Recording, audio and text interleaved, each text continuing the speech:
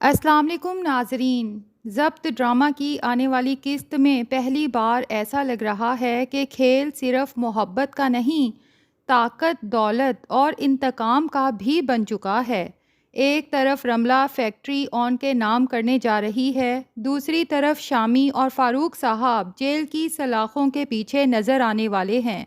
लेकिन असल सवाल ये है कि क्या ऑन वाकई रमला का साथ दे रहा है या फिर वो खामोशी से ऐसा कदम उठाने वाला है जो सब की सोच बदल देगा। आइए पूरी सूरत हाल तफसील से डिस्कस करते हैं।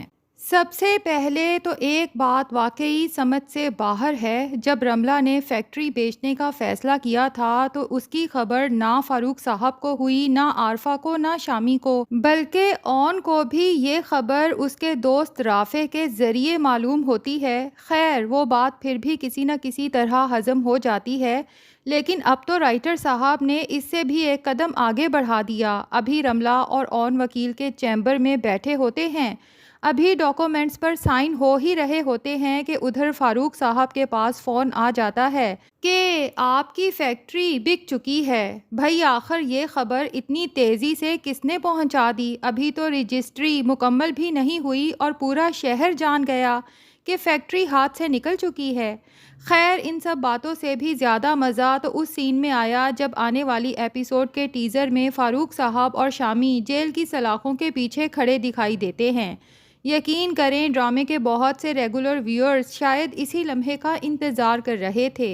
और इससे पहले रमला ने जाते जाते जिस अंदाज में आरफा का हाथ मरोड़ा और उसे दो टोक अंदाज में कहा, एक थप्पड़ तो मैंने खामोशी से बर्दाश्त कर लिया था, लेकिन आइंदा अगर मुझ पर हाथ उठाया तो ये हाथ सलामत नहीं रहेगा। पहली बार लगा कि रमला सिर्फ धमकियां नहीं दे रही बल्कि अब वाकई कोई एक्शन लेने वाली है। खैर, इधर रमला वकील के दफ्तर से निकलती है तो दूसरी तरफ फारूक साहब गुस्से से घर पहुंच जाते हैं। घर में दाखिल होते ही ना सलाम ना दुआ, सीधा आरफा और शामी से पूछते हैं कि आखिर रमला कहाँ है।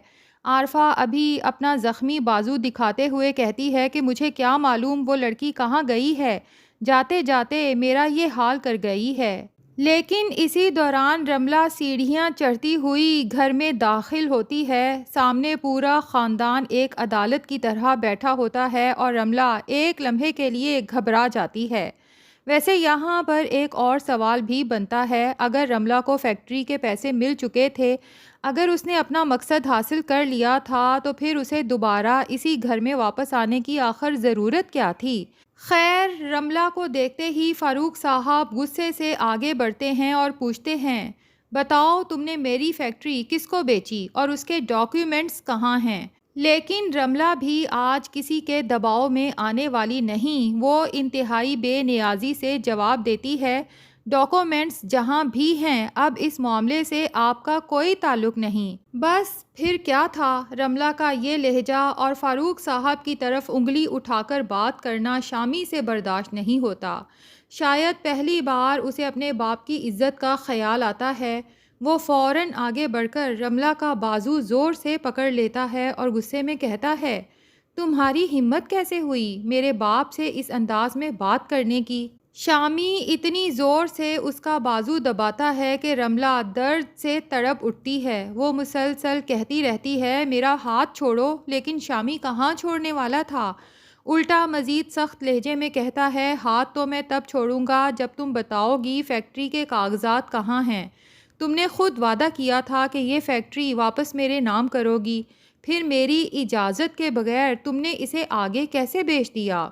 इधर रमला भी गुस्से से शामी की आंखों में देखकर कहती है, अगर तुमने अभी मेरा हाथ ना छोड़ा तो याद रखना इसके नतायज बहुत बुरे होंगे। शामी, आरफा और फारूक साहब तो शायद यही समझते हैं कि रमला सिर्फ गुस्से में धमकियां दे रही है। उन्हें अंदाज़ा ही नहीं कि रमला इस बार सिर्फ ज़ुबान से जवाब नहीं देगी बल्कि ऐसा कदम उठाएगी जिसके बाद इन सब की दुनिया ही बदलने वाली है। रमला फ़ौरन पुलिस स्टेशन कॉल करती है और डोमेस्टिक वायलेंस की शिकायत दर्ज करवा देती है। अब यहाँ पर एक बात अभी तक क्लियर नहीं कि रमला सीधा पुलिस स्टेशन जाकर एफआईआर दर्ज करवाती है یا پھر پولیس گھر پہنچ کر ان دونوں کو گرفتار کرتی ہے، لیکن جو بھی ہوتا ہے نتیجہ ایک ہی نکلتا ہے، اور وہ نتیجہ ہے فاروق صاحب اور شامی سیدھے جیل کی سلاخوں کے پیچھے۔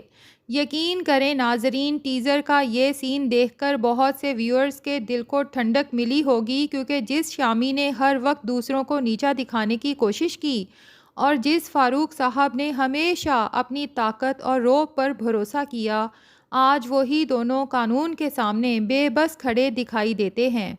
ادھر سروری بھی یہ سب دیکھ کر سکتے میں آ جاتی ہے، اور یہاں پر واقعی دل کرتا ہے کہ سروری سے ایک سوال پوچھا جائے، آخر یہ سارے مشورے دیے کس نے تھے؟ پہلے آپ ہی نے عارفہ کے کان بھر بھر کر آئلہ اور شامی کا گھر توڑنے کی کوشش کروائی، پھر آپ ہی نے رملہ جیسی لڑکی کو اس گھر کی بہو بنانے کے خواب دکھائے۔ اب جب وہی رملہ سب کی زندگی اجیرن کر رہی ہے تو سب حیران ہیں اور پریشان بھی۔ خیر، اب شامی اور فاروق صاحب پولیس کسٹڈی میں ہیں اور ادھر یہ خبر اون تک بھی پہنچ جاتی ہے۔ لگتا یہی ہے کہ رملہ خود اون کو کال کر کے پوری صورتحال بتاتی ہے کہ گھر والوں کو فیکٹری بیچنے کی خبر مل گئی تھی، انہوں نے میرے ساتھ زبردستی کرنے کی کوشش کی، اس لیے مجھے پولیس کو انوالو کرنا پڑا۔ بس پھر کیا تھا؟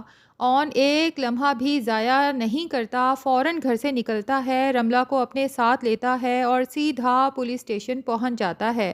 یہاں پر بھی ایک بات نوٹ کرنے والی ہے، اگر اون چاہتا تو کہہ سکتا تھا کہ جو ہونا تھا ہو گیا، اب یہ لوگ خود بھگتیں۔ آخر یہی وہ لوگ تھے جنہوں نے ساری زندگی اسے ذلیل کیا، ہر قدم پر اس کی بے عزتی کی، اسے کمتر سمجھا، اس کی حیثیت پر طنز کیے، لیکن پھر بھی اون ایسا نہیں کرتا۔ وہ پولیس آفیسر سے بات کرتا ہے اور کہتا ہے اگر کوئی قانونی راستہ نکل سکتا ہے تو ان دونوں کی ضمانت کروا دی جائے، لیکن پولیس آفیسر بھی صاف جواب دیتا ہے، اون صاحب یہ ڈومیسٹک وائلنس کا کیس ہے، اتنا آسان کام نہیں، اگر شکایت واپس نہ لی گئی تو ان لوگوں کو سالوں عدالتوں کے چکر لگانے پڑ سکتے ہیں۔ اور بس یہی وہ لمحہ ہے جہاں شاید پہلی بار شامی اور فاروق صاحب کو احساس ہوتا ہے کہ حالات کتنے بدل چکے ہیں۔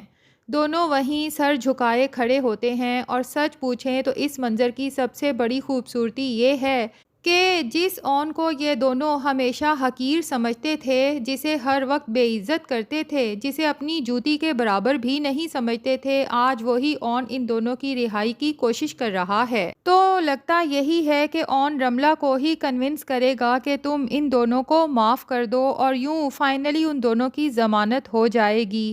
ادھر اون پولیس اسٹیشن میں شامی اور فاروق صاحب کا مسئلہ حل کرنے کی کوشش کر رہا ہوتا ہے، جبکہ دوسری طرف آئلہ کا شک یقین میں بدلنے لگتا ہے۔ رملہ کی کال آتے ہی اون کا یوں گھر سے نکل جانا۔